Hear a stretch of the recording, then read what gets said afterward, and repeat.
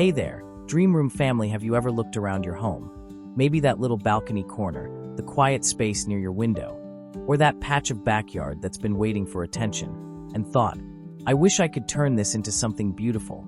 You're not alone. Most of us who love cozy interiors and creative decor aren't professional designers. We're dreamers with small spaces, limited budgets, and big imaginations. Maybe you're working from home and want your workspace to feel calm and inspiring. Maybe your bedroom needs a little magic. Or maybe you've been craving a peaceful outdoor nook where you can breathe, rest, and reconnect with nature after long digital days. In today's episode, we're stepping outside into a true backyard transformation. From rough grass and forgotten corners to a cobblestone path, a charming DIY garden shed, and yes, our very own secret garden. This is for every one of you who believes that even the smallest space can feel like a retreat when designed with care, light, and love. So grab your favorite drink, settle in, and imagine what your home could become, one small project at a time. If you love creative makeovers, natural materials, and simple ideas that turn ordinary rooms into extraordinary sanctuaries, don't forget to hit subscribe and join the Dream Room community. Your next idea might just start here. Part 1: The realization. When grass isn't enough, it started with what seemed like the perfect dream, a wide, open backyard covered in green. But soon, reality set in. The endless mowing, the patchy grass, the muddy paws, the space that looked fine from afar but felt strangely lifeless up close. Maybe you've felt it too, that moment when your home looks done. Yet something inside you whispers, this isn't me. For many of us who love design and decor, it's not just about how things look, it's about how they make us feel. A home, a garden, even a small balcony should breathe with purpose. And here's the truth. Grass alone doesn't tell your story.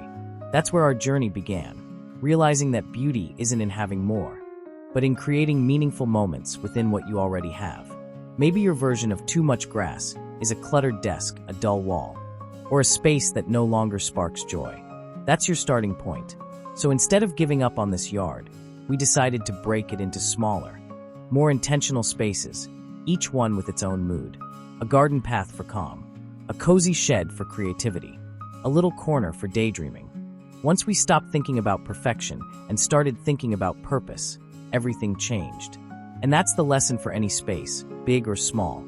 Design it not for the size, but for the feeling you want to come home to. Because once you create that emotional connection, even the simplest corner becomes your favorite place in the world.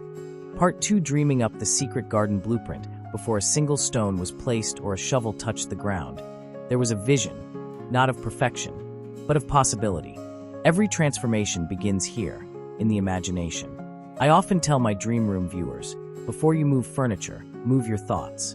Picture what your space could become if it reflected your personality, your rhythm, and your peace. For this project, the dream wasn't about building a fancy backyard. It was about creating a feeling, that quiet, moment when you step outside and instantly feel lighter.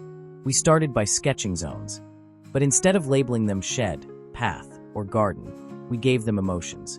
Calm zone, inspiration zone, play zone. This small shift changed everything. It turned a to-do list into a living story. And that's something you can do too. Even if you live in an apartment, your balcony could be your morning peace zone. Your desk by the window could be your dream creator zone.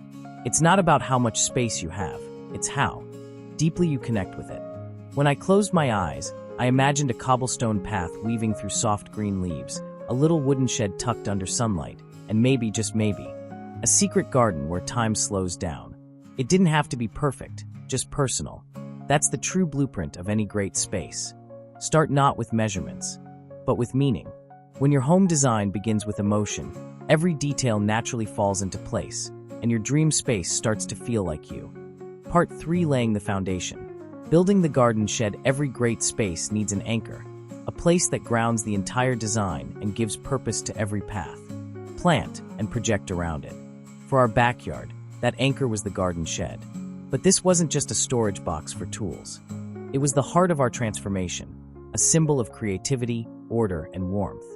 We chose a small off-white shed with subtle vertical lines that mirrored our home's architecture.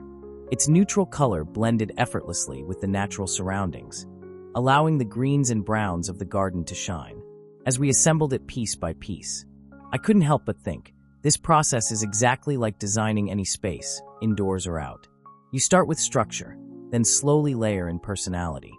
For those of you working with tighter spaces, maybe just a corner of a balcony or a small patio, think of your shed as your hub of intention. It could be a wooden crate turned into a gardening station, a wall shelf that holds your creative tools, or even a repurposed cabinet that becomes your mini storage nook. The point isn't the size, it's the purpose. As we secured the final panel, sunlight filtered through the tiny shed window, illuminating the floor with soft golden light.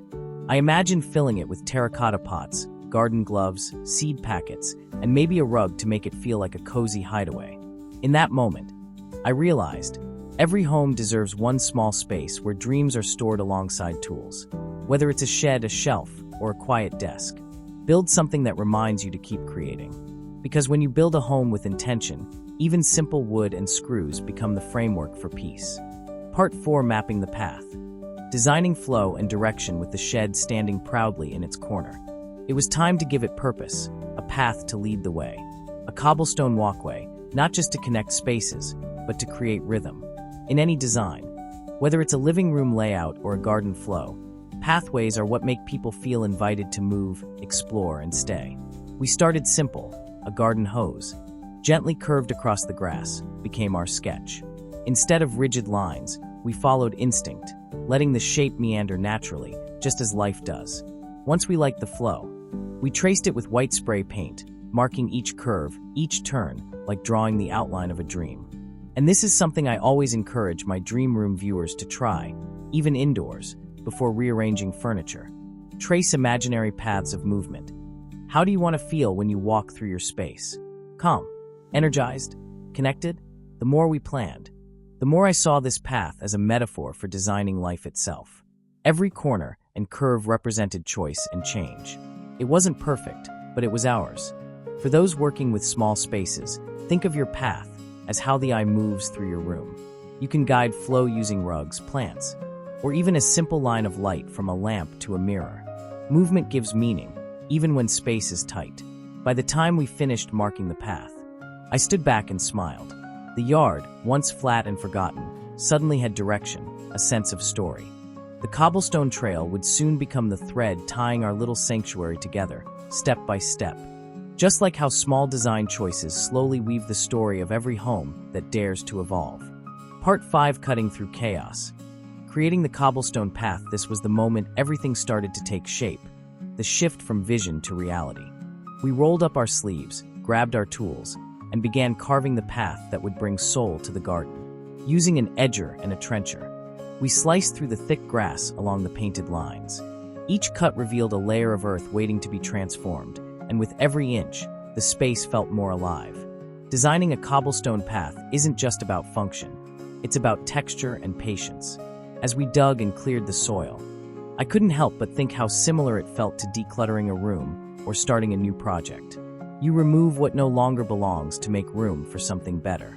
That's the art of transformation, whether it's a backyard or a mind. We spread a base layer of sand and gravel to level the surface, tamping it down until it felt solid beneath our feet. Then came the cobblestones, each one unique, slightly imperfect, worn by time. Some were collected from old garden corners, others repurposed from past projects. That mix of new and old brought a story to the ground. A reminder that design doesn't always start from scratch. Sometimes, it's about giving old things a new purpose. As the stones fell into place, the yard began to whisper back. The sound of pebbles, the scrape of the trowel, even the quiet rhythm of breathing, all of it became a kind of meditation. For anyone watching this and thinking, I don't have a yard, remember, your cobblestone path could be a line of stepping stones leading to your balcony garden, or tiles laid beside your indoor plants. Transformation begins wherever you are, with whatever you have. By sunset, the first stretch of the path was done, not perfect, but real. It carried footprints, dirt, and dreams. And in that moment, standing there with dusty gloves and tired arms, I realized beauty doesn't come from the materials you choose. It comes from the care you place into every step. Part 6: DIY Lessons Learned. The beauty of imperfection. If there's one truth I've learned after years of designing and decorating, it's this: perfection is overrated, but authenticity never goes out of style. Our cobblestone path looked charming from afar, but up close, some stones sat higher than others, the concrete dried unevenly, and my hands carried a few battle scars from forgetting to wear gloves. Yet somehow, that's what made it perfect. It was ours. Mistakes are the soul of any DIY journey. When you create with your own hands, whether it's a handmade shelf, a self-painted wall, or a backyard path, you pour a bit of your story into it. And stories aren't flawless, they're human. The uneven stones underfoot reminded me that beauty doesn't come from symmetry, it comes from sincerity. For those of you designing your own dream rooms, remember, imperfection is warmth.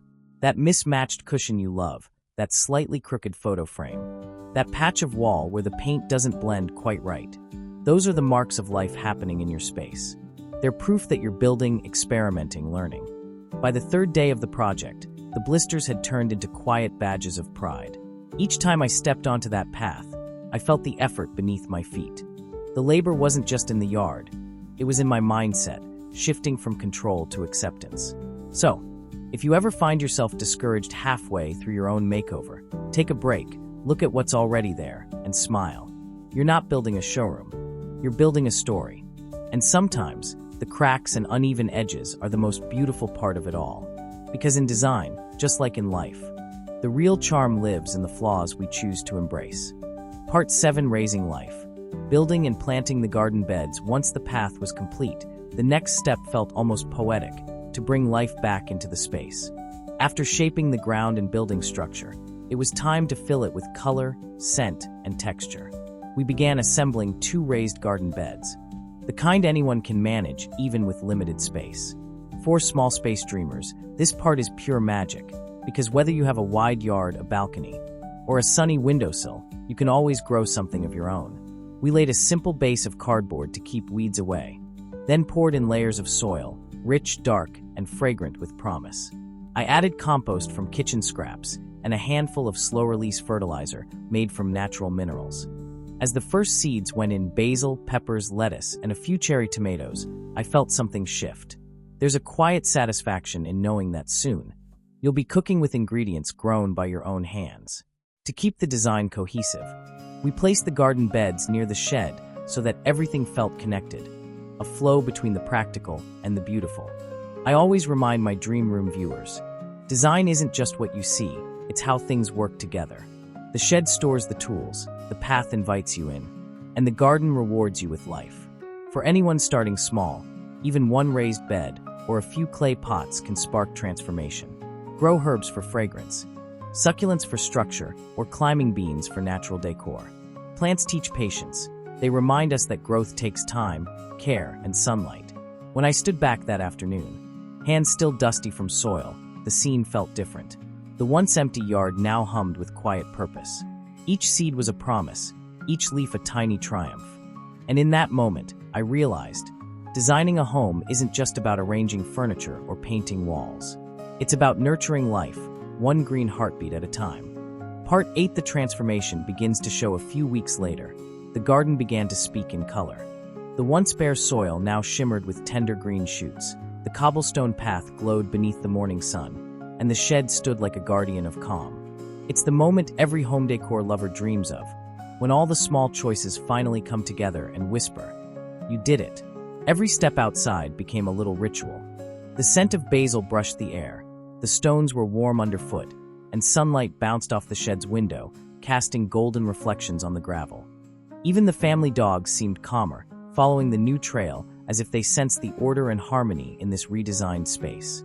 But what struck me most wasn't how the yard looked, it was how it felt. The space carried peace. It wasn't loud or showy, it was balanced, lived in, personal.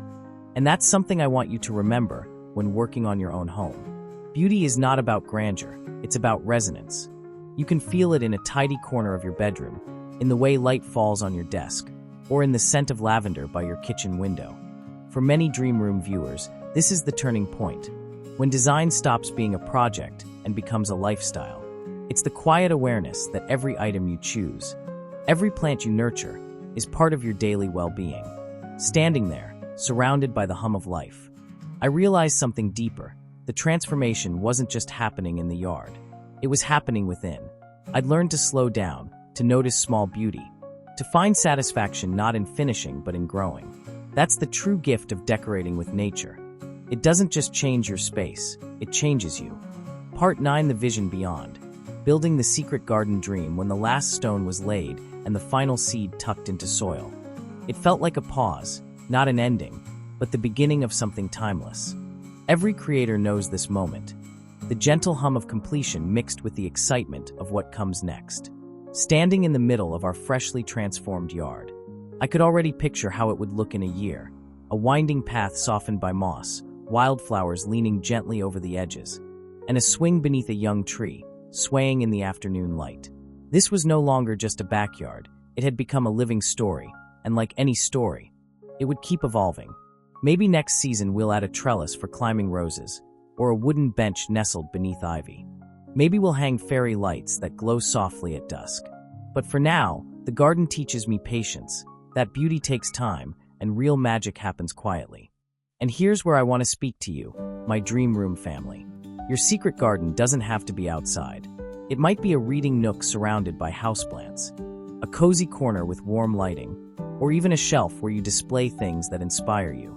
The secret garden is really a mindset, a space that reflects who you are when you're at peace. So whether you're in a small apartment, a suburban home, or somewhere in between, remember this. Creating your sanctuary isn't about perfection or expensive decor. It's about presence, noticing what you have, caring for it, and letting it grow with you. Because when you design from the heart, your home, like a garden, becomes a mirror of your soul. And that's where every true makeover begins. The heart of home, as the sun dipped low and the shadows stretched across the cobblestone path, the garden felt complete. Not because every detail was perfect, but because it was alive. Every corner held a piece of us: laughter, effort, patience, and quiet joy. This backyard makeover wasn't just about design. It was about rediscovering what it means to build a home that breathes with meaning. And that's what I want for you. My dream room family. Whether you're designing a backyard, refreshing your living room, or carving out a peaceful nook in your small apartment, start with intention. Use what you have. Let your space grow slowly, like a story unfolding one beautiful chapter at a time. Because a home isn't made from furniture or paint, it's made from moments. The smell of fresh soil, the sound of soft rain against the window, the light that hits your favorite chair just right. Those are the real design elements that turn an ordinary place into a sanctuary. Now, I'd love to hear from you. What's one small corner of your home that you dream of transforming? Share it in the comments below. Let's inspire each other to create beauty wherever we are. And if you enjoyed this journey, don't forget to like, subscribe, and tap the notification bell so you never miss another episode from Dream Room. Together, we'll keep crafting spaces that don't just look good, they feel like home.